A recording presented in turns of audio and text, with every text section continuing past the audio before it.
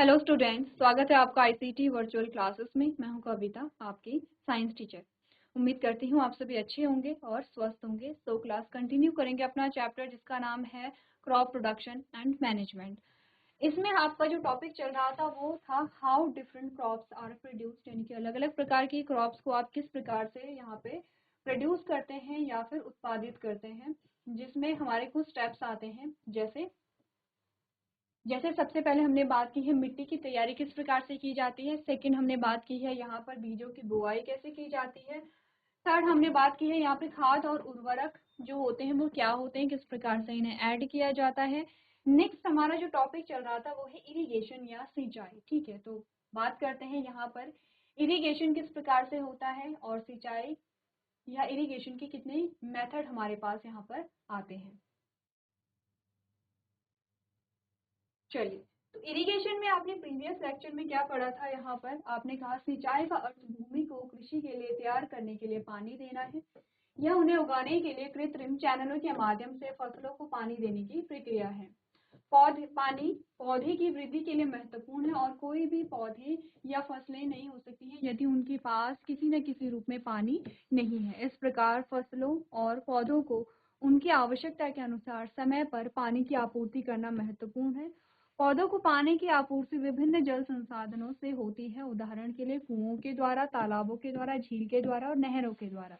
ठीक है, अब आप सोचेंगे कि हमने यहाँ पे वर्षा तो लिखी नहीं है, बारिश तो हमने लिखी नहीं है, क्योंकि बारिश से भी तो यहाँ पे फसलों को या पेड़ पौधों को पानी मिलता है, क्योंकि हम इरिगेशन पढ़ रहे हैं, हम सिंचाई पढ़ रहे हैं। ठीक है, सिंचाई का मतलब यहाँ पर क्या है कि यहाँ पर आप क्या कर रहे हैं, जो क्रॉप है या जो फसल है उसे पानी दे रहे हैं।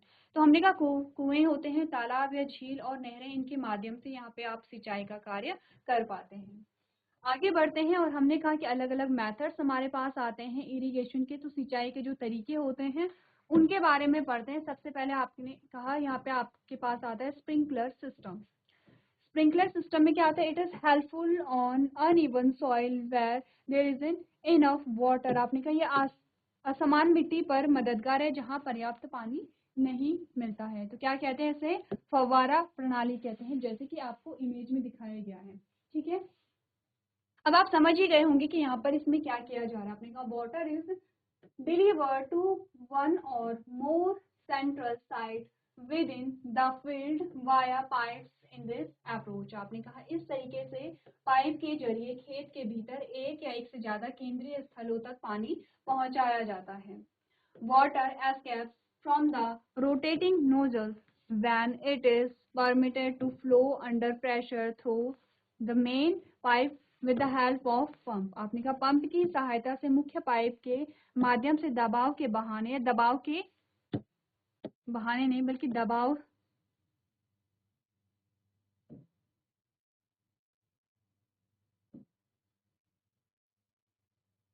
माध्यम से क्या होता है, दबाव की अनुमति देने पर घूर्णन नलिका से निकल जाता है। It is helpful for coffee plantation. आपने कहा ये कॉफी के बागानों के लिए मददगार है। सिंपल सी चीज है, आप लोग ध्यान दीजिए। ऐसा नहीं कि आपको इतनी सारी चीजें पढ़नी पड़ेंगी, आपको सिंपल सी चीजें बताई गई। एक मेन पाइप होता है, ठीक है, और मेन पाइप में आपको क्या लगा रखे हैं, यहाँ पर अलग अलग जगह पे फव्वारे लगा रखे हैं। अब मेन पाइप में प्रेशर से पानी गुजारा जाता है, प्रेशर से पानी यहाँ से निकलेगा और फव्वारे से पानी क्या होगा, बाहर निकलता है। तो फव्वारे ऐसा नहीं कि एक ही जगह पे है, आपने कहा एक यहाँ पे है, एक यहाँ पे, एक यहाँ पे है, तो दोनों साइड को एडजस्ट किया गया जिससे कि पाइप के इस साइड भी पानी गिरे, इस साइड भी पानी गिरे। अब जब प्रेशर से पाइप में पानी जाएगा तो फव्वारे से प्रेशर से पानी निकलेगा जो कि हाइट में जाएगा और इस प्रकार से गिरेगा जैसे कि यहाँ पे वर्षा होती है। ठीक है, इजी है, एक बार इमेज को देखिए और अपनी लैंग्वेज में आप लिख सकते हैं क्या करता है स्प्रिंकलर सिस्टम।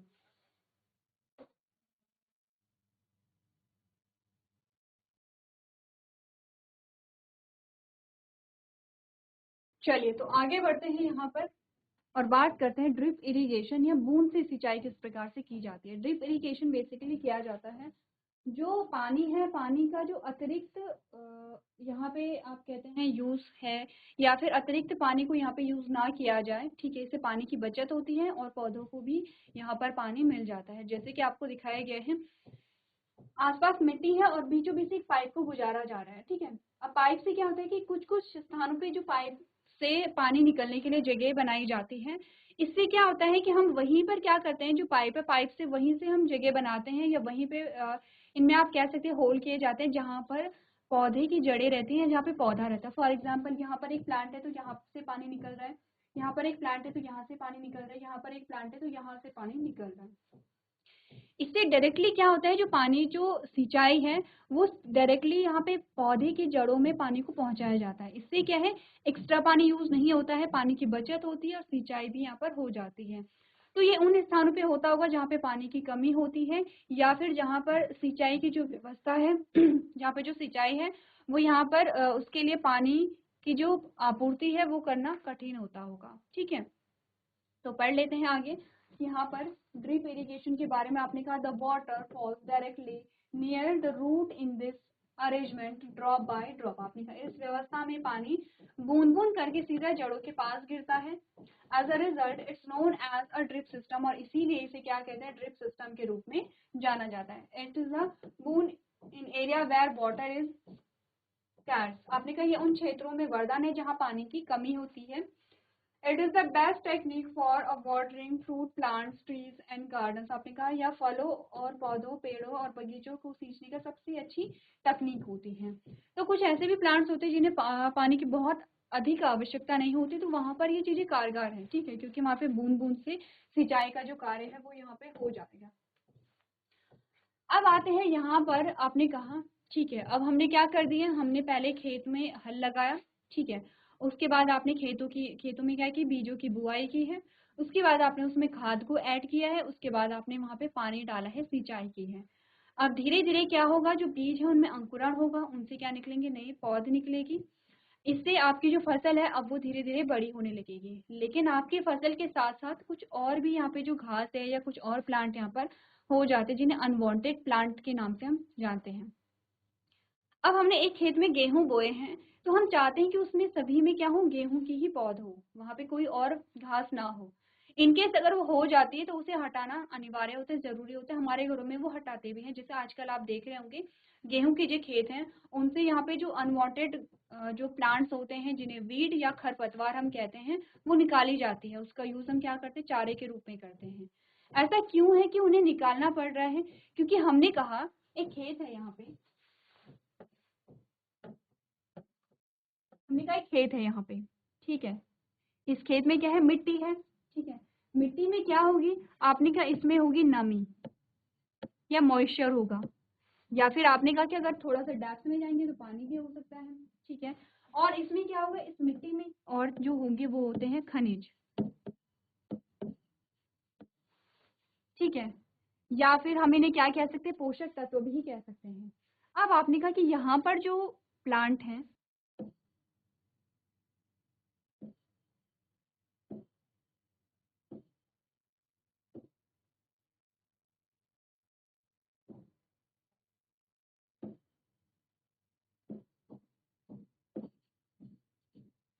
ठीक है, हमने कहा ये जो हमारे पास आती है ये है हमारे गेहूं के पौधे। ठीक है, ये हमारे पास क्या आए हैं, गेहूं के पौधे आए हैं।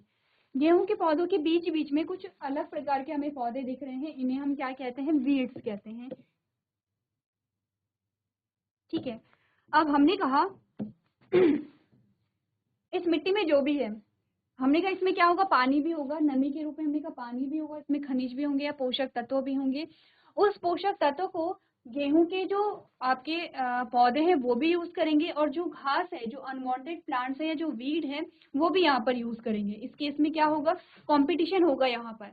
जैसे जैसे ये ग्रो होंगे वैसे वैसे ये ज्यादा पानी और ज्यादा जो पोषक तत्व है उनको ग्रहण करने लगेंगे, जिससे हमारी जो फसल है वो प्रभावित हो जाती है या हो सकती है।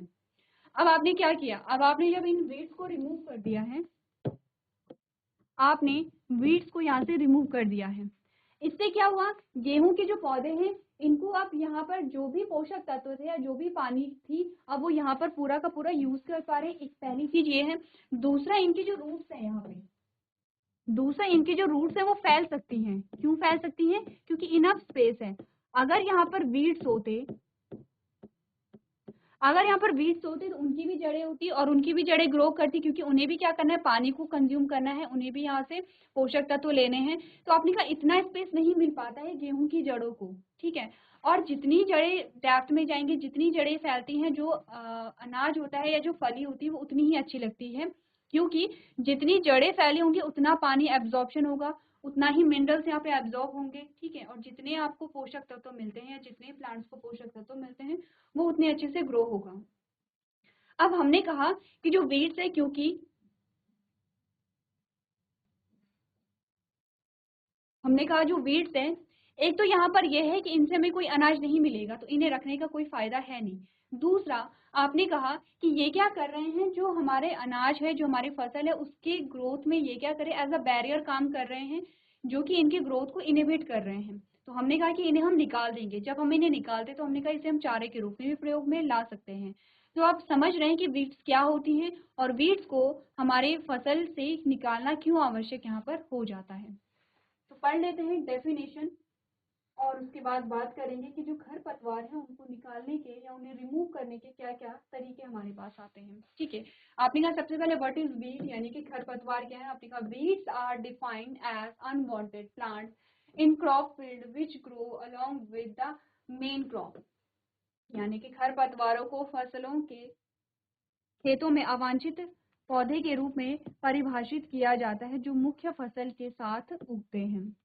They are strong and are dominating competitors for crops। आपने कहा ये फसलों के लिए मजबूत और प्रभावशाली प्रतिस्पर्धी हैं, ठीक है। यहाँ पे कंपटीशन चलता है।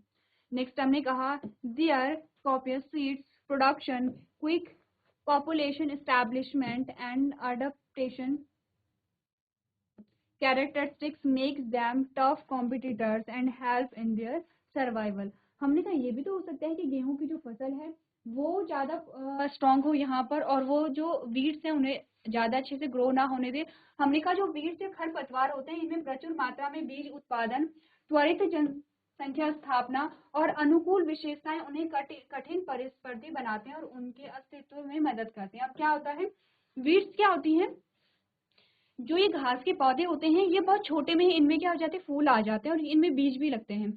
तो ये क्या करते हैं, धीरे धीरे बीजों का उत्पादन भी करते हैं और साथ साथ में वो बीज भी डेवलप होते रहते हैं। इट मीन्स कि बहुत जल्दी अपनी संख्या में वृद्धि करते हैं, ठीक है।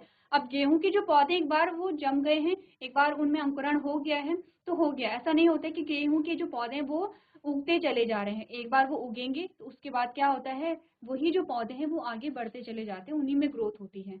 बट वीड्स में क्या आता है कि उनमें फूल भी लग रहे हैं, उनसे बीज भी बन रहे हैं और उन बीजों से फिर से वीड्स यहाँ पे क्या हो रही है, बन रही है। जैसे कि कभी आपने अपने घरों में ऑब्जर्व किया होगा कि एक खेत से आपने क्या निकाल दी, पूरी वीड्स निकाल दी है।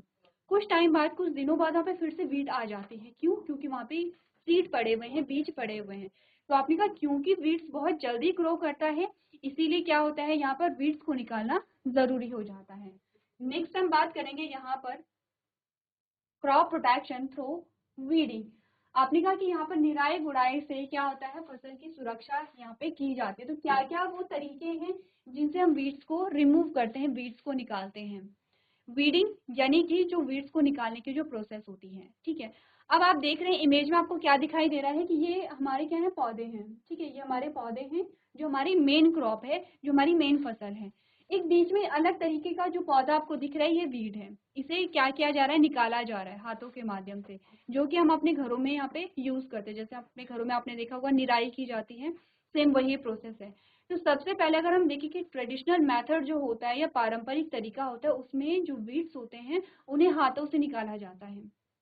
लेकिन ये तभी पॉसिबल है जब आपके खेत कम हो। अगर यहाँ पे लार्ज स्केल पे फार्मिंग हो रही है, इस केस में क्या होगा, आपको और भी तरीके देखने पड़ेंगे, जिसके लिए आता है वीडीसाइड, या जिसे हम कहते हैं खरपतवार नाशक। अगेन केमिकल आता है, केमिकल का छिड़काव किया जाता है और वो उस पर्टिकुलर वीड को ही क्या करेगा, डिस्ट्रॉय करेगा। आपकी जो फसल में पौधे हैं उन्हें डिस्ट्रॉय नहीं करता है, ठीक है।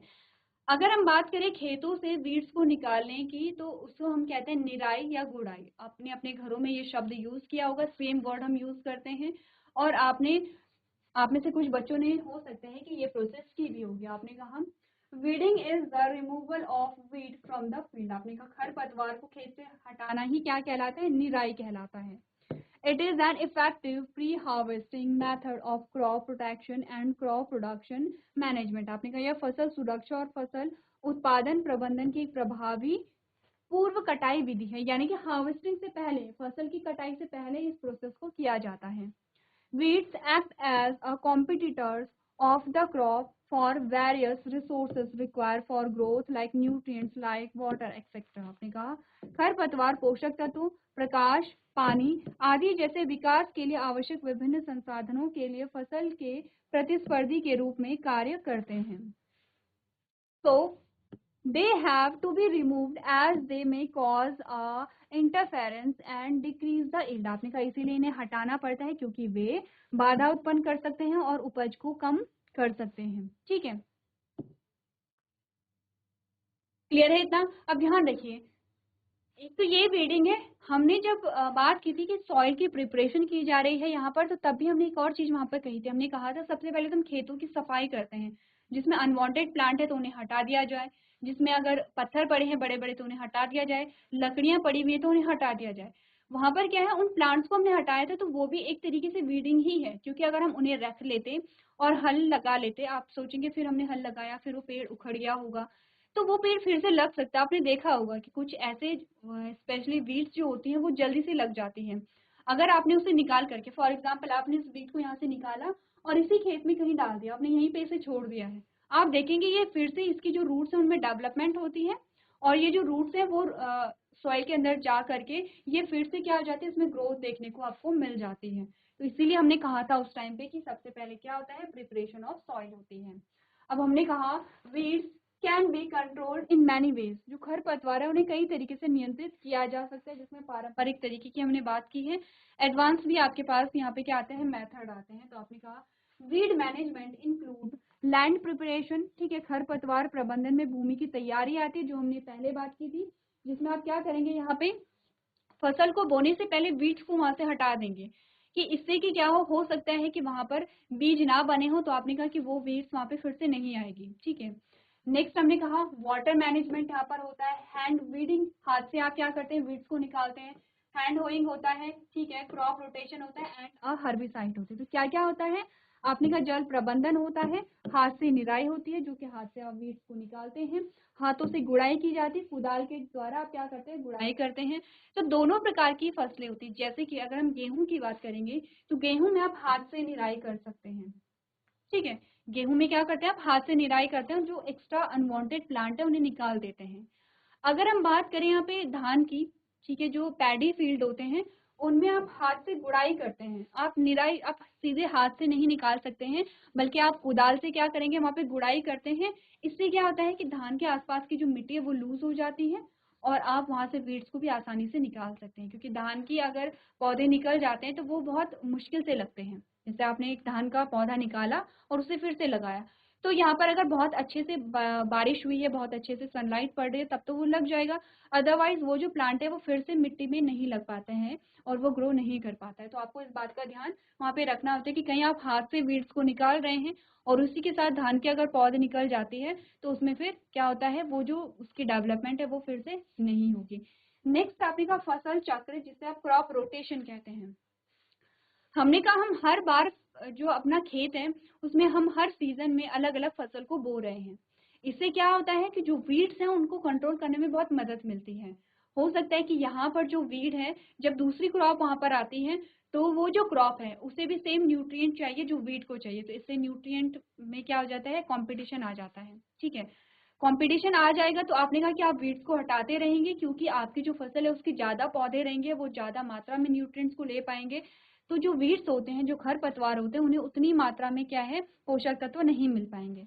और दूसरा हमने कहा शाक नाशी या खरपतवार नाशी जिन्हें कहते हैं, जिन्हें आप क्या कहते हैं यहाँ पर, हर्बिसाइड कहते हैं या वीडीसाइड्स भी आप इन्हें कह सकते हैं। ठीक है, नेक्स्ट हमने कहा land preparation helps in the removal of seed and uprooting of weeds before sowing seeds of the main crop। आपने कहा भूमि की तैयारी जब हमने की तो मुख्य फसल के बीज बोने से पहले बीजों को हटाने और खरपतवारों को उखाड़ने में मदद करती है।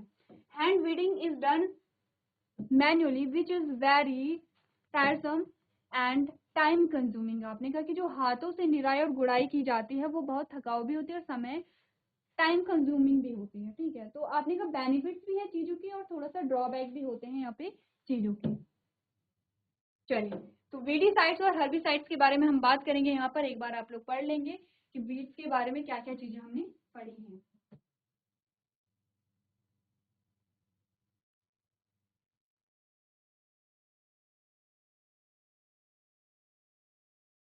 चलिए, अब नेक्स्ट हमारा जो टॉपिक आता है उसमें बात करते हैं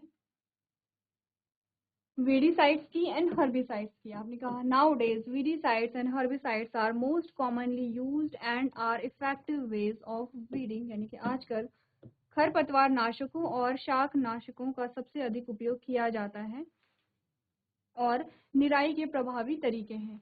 chemicals like MCPA and 2,4-D are some commonly use weedicide. आपने कहा कि यहाँ पर MCPA और 2,4-D जैसे रसायन आमतौर पर इस्तेमाल किए जाने वाले खरपतवार नाशी हैं।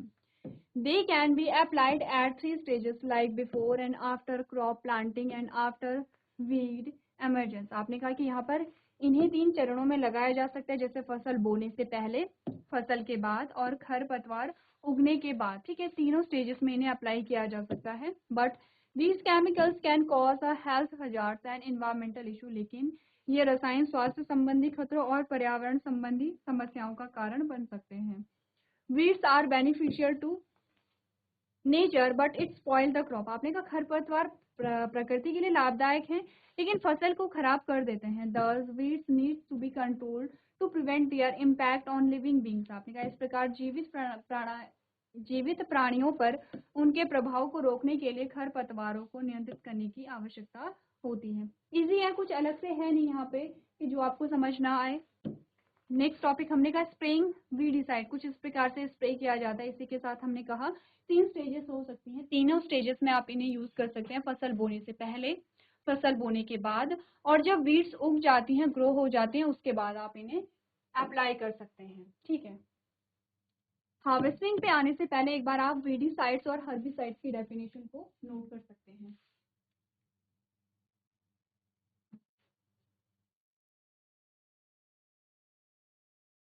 चलिए, तो आगे बढ़ते हैं यहाँ पर, ठीक है। बात करते हैं हार्वेस्टिंग। हार्वेस्टिंग क्या है? अब आपने सारी चीज़ें आप धीरे धीरे कर रहे हैं और जैसे जैसे आप चीज़ों को अप्लाई कर रहे हैं वैसे वैसे आपकी जो क्रॉप है वो बढ़ रही है। जैसे कि जब आपने बीज बोए तो आपकी फसल उगी, आपने उसमें खाद भी ऐड की है या फिर आपने उसमें जो फर्टिलाइजर्स हैं वो यहाँ पे ऐड किए हैं, फिर आप सिंचाई कर रहे हैं तो धीरे धीरे आपकी फसल बड़ी हो रही है। फिर आप क्या कर रहे हैं, वीडिंग भी कर रहे हैं यानी कि खरपतवार को निकाल रहे हैं। इस प्रकार से अब फसल में फली आ गई है और फसल पक गई है, उसके बाद आप क्या करेंगे, इसकी हार्वेस्टिंग करेंगे यानी कि फसल की कटाई करेंगे। तो क्या चीज आपने पढ़ी? आपने कहा ripening is the cutting of the grain and a pulse to harvest, typically using a scythe or a wrapper. On similar farm with a mechanization, harvesting is the most labor-intensive activity of the season. On large farm, harvesting utilizes expensive and sophisticated farm machinery. For example, the combined harvester process automation has increased the efficiency of the seeding and harvesting process. The term harvesting may include immediate handling, including cleaning, sorting and cooling. क्या बोला गया फसल कटाई में कि फसल काटने के लिए अनाज और दाल की कटाई होती है, आमतौर पर दरांती या रीपर का उपयोग करते हैं। मशीनीकरण वाले छोटे खेतों में कटाई मौसम की सबसे अधिक श्रम गहन गतिविधि है। बड़े खेतों में कटाई महंगी और परिष्कृत कृषि मशीनरी का उपयोग करती है। उदाहरण के लिए कंबाइन हार्वेस्टर। प्रक्रिया स्वचालन ने बोने और कटाई की प्रक्रिया की दक्षता में वृद्धि की है। कटाई शब्द में सफाई, छटाई, ठंडा करने सहित तत्काल संचालन शामिल हो सकते हैं। अब कटाई जो है, आप जानते हैं कि फसल की जो कटाई है वो किस प्रकार से होती है। पहले जो फसल की कटाई होती थी, जैसे आप दरांती का यूज कर रहे हैं, जैसे जैसे टेक्निक बढ़ रही है आगे वैसे वैसे आपके पास अलग अलग जो यहाँ पे उपकरण है वो आते चले जा रहे हैं, ठीक है। आपने कहा यहाँ पर कटाई के बाद और भी कुछ स्टेप्स आते हैं जिसमें थ्रेशिंग सबसे पहले होता है, ठीक है। थ्रेशिंग में क्या होता है इसके बारे में बात करते हैं। सबसे पहले आप इस प्रकार से देखिए, यहाँ पर आपको इस इमेज में क्या दिखाया गया है, यहाँ पर कुछ जो घास है, घास को यहाँ पर इस पे पटका जा रहा है, जिससे कि क्या होगा, इस घास पे या इस पौधे पे लगी हुई जो फली होगी, जो बीज होंगे या सीड होंगे, वो अलग हो जाते हैं। तो बेसिकली थ्रेशिंग क्या है, उस प्लांट से उस बीज को अलग करने की जो प्रोसेस होती है उसे हम क्या कहेंगे, थ्रेशिंग कहेंगे, जो कि हमारे घरों में की जाती है। Amrika, it is the step in grain preparation after ripening is done. Threshing does not remove bran from the grain. आपने कहा यह कटाई के बाद अनाज तैयार करने का चरण है। थ्रेशिंग करने से अनाज से चोकर नहीं निकलेगा। अभी हम सिर्फ क्या कर रहे हैं कि प्लांट से, जैसे कि हमने कहा कि धान के पौधे से आप धान को अलग करेंगे, तो उसकी क्या होती है, एक टेक्निक होती है जिसे हम क्या कह रहे हैं, थ्रेशिंग कह रहे हैं। Threshing is done by beating the grain using a flail on the threshing floor. आपने कहा थ्रेशिंग फ्लोर पर फली का उपयोग करके अनाज को पीस कर थ्रेशिंग की जाती है, ठीक है। Another method of threshing is to make a donkeys walk in a circle on the grain on a hard surface। दूसरा जो पारंपरिक तरीका आपने कहा कि दावनी का एक अन्य तरीका यह है कि गधों को सख्त सतह पर अनाज पर हल्कों से घुमाया जाता है। इससे एक आधुनिक संस्करण अनाज को किसी देश की सड़क की सतह पर फैलाना है ताकि वाहनों के पहियों द्वारा अनाज को कूटा जा सके। अब बेसिकली होता है क्या, देखिए, अनाज को रखा जाता है, उसमें जो बैल होते हैं, बैलों को चलाया जाता है, तो उनके जो खुर होते हैं उनसे अनाज जो है वो उस प्लांट से अलग हो जाता है। इसे हम क्या कहते हैं, थ्रेशिंग कहते हैं, ठीक है। आप स्टेप ध्यान में रखिए और इसे आप अपनी लैंग्वेज में भी बना करके लिख सकते हैं। ऐसा नहीं कि आपको एज इट इज यहाँ पर लिखना है, आपको बस हेडिंग पता होनी चाहिए प्रोसेस में क्या हो रहा है, और आप इस तरीके से अपनी बात को रखेंगे, इस तरीके से अपने आंसर को करेंगे कि जिससे कि जो क्या हो, क्लियर हो, यानी कि समझ आए कि आप क्या बताना चाहते हैं। तो इस प्रकार से नेक्स्ट जो हमारे पास आएगा वो आएगा विनोइंग। जैसे कि इमेज में दिख रहा है कि इसमें क्या करते हैं, आपने कहा इस प्रकार से अनाजों को ऊपर से गिराया जाता है, अनाज में जो भी घास होती है, जो भी एक्स्ट्रा अनवांटेड मटेरियल होता है, वो हवा में उड़ जाता है। तो इस प्रकार से आप लोग एक बार पढ़ करके आएंगे, हेडिंग्स को देख करके आएंगे। तो आज के सेशन में हम इतना ही करेंगे। अभी तक क्लास में बने रहने के लिए आपका धन्यवाद।